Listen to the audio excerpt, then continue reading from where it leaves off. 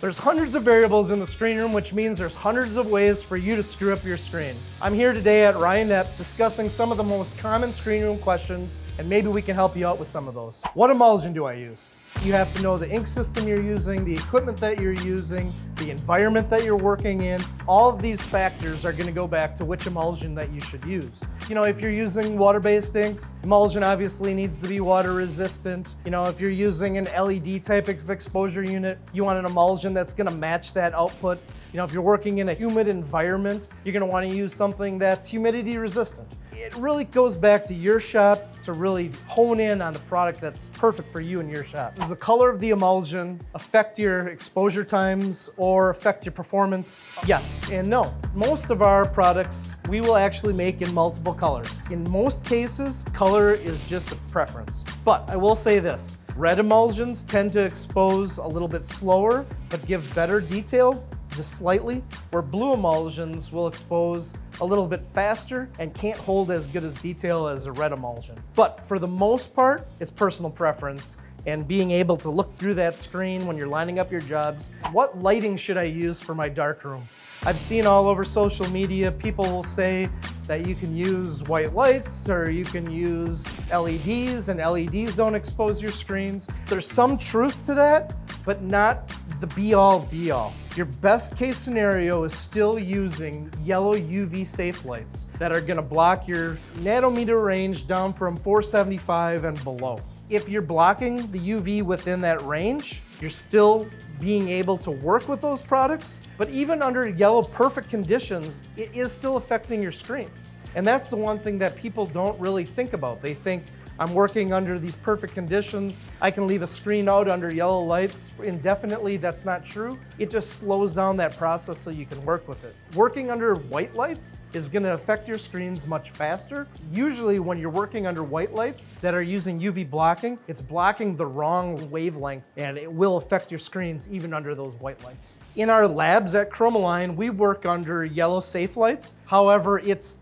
as bright as day inside of our labs. It's just under yellow light. If we could be doing that under white light, we could be doing that under LEDs that are, white light outside the range, we would do all that stuff. But it does affect your screens if you're not working under those yellow safe lights. How do you determine how many times to coat your screen? Whether it's 1/1, 2/2, 3/2, it really matters on, again, your process and the emulsion that you're using. So say you're using a high solids emulsion.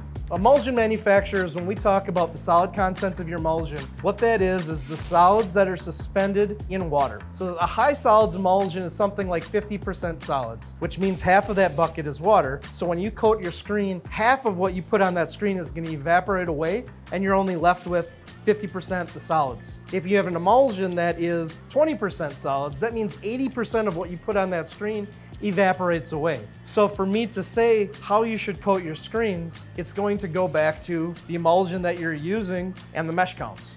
And we can check that by using a thickness gauge. And when you check your EOM, I'm looking for a 10 to 20% target range. That's really the only way is by testing. So for example, Chroma Blue is high in solids, it's 50% solids. Typically, I'll coat Chroma Blue 1-on-1 on all mesh counts. However, when I'm looking at, say like 156 and above, I'll use the Sharp Edge 1-in-1 because I'm trying to resolve fine details. That's the reason you're using those high mesh counts, is to resolve fine dots and halftones, versus if I'm using below 156, I'll do 1-in-1 with the rounded edge because you're looking for a heavier ink deposit. Most likely just doing big block prints and very basic artwork. How long should an emulsion dry on the screen before you use it?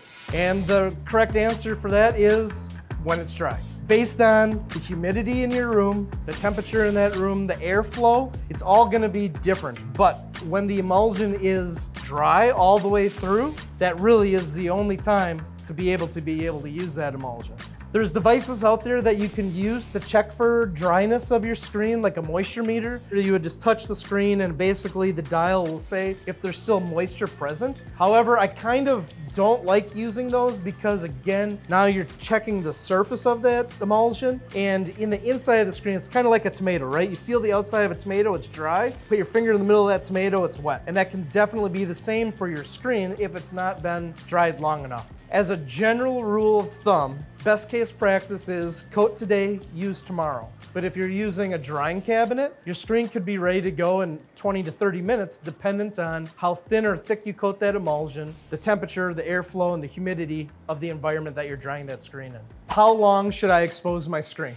It is an impossible answer for me to give. There's too many variables in your screen room. There's 300 some variables alone in your screen room. Coating thickness, humidity, mesh count, type of mesh, all of these things factor into what that exposure time is, as well as your exposure unit, when was the last time you changed your bulb, et cetera, et cetera, et cetera. So the only way to really know what your exposure time is by doing an exposure test. And you can use the exposure calculator, which is the film and it's got a filter that's taped to it. That's more of a one-step process. Otherwise, there's the 10 or 21 step Stouffer scales that we have as well. So regardless of which test that you're using, or even just an old standard step test, you have to test it. And you have to test it for every stencil build that you have. Every mesh count is gonna have its own exposure time. It's the only way to know what your exposure time is.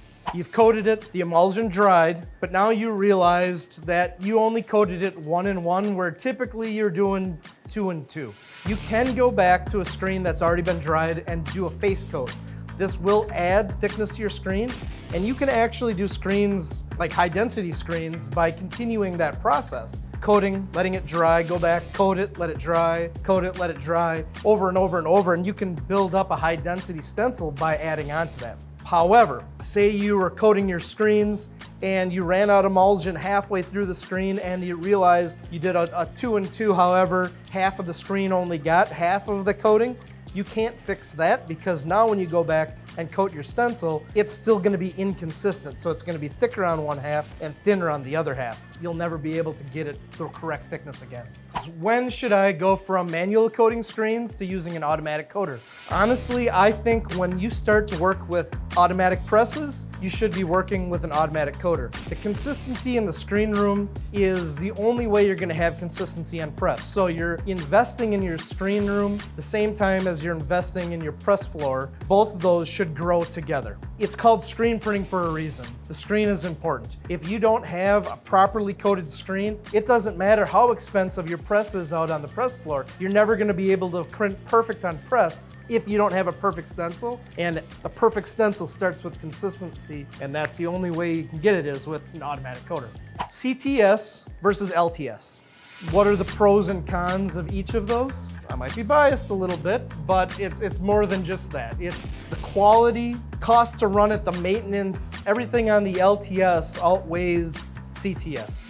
CTS is typically a two-part system where you're either printing down the ink or wax on your screen, taking that over to an exposure unit in a secondary step and exposing it, where LTS is doing imaging and exposing as one process. Resolution is much higher. You're not putting ink or wax on the screen, so you don't have the dot gain of the ink going down and spreading on your screen. Cost of consumables goes out the window with LTS. If you can get into an LTS system, if it's in your price range, that's the way to go. Historically, it's been a higher price point, but there might be something coming out here pretty quick. So there you are. Hopefully these answered some of the nagging questions that you've had just drilling a hole in your brain. If you know other shops that are struggling in the screen room, share this video with them. If you've got more questions, leave it in the comments below. And if you enjoyed this video, like and consider subscribing. Thank you for powering the print with Ryonet.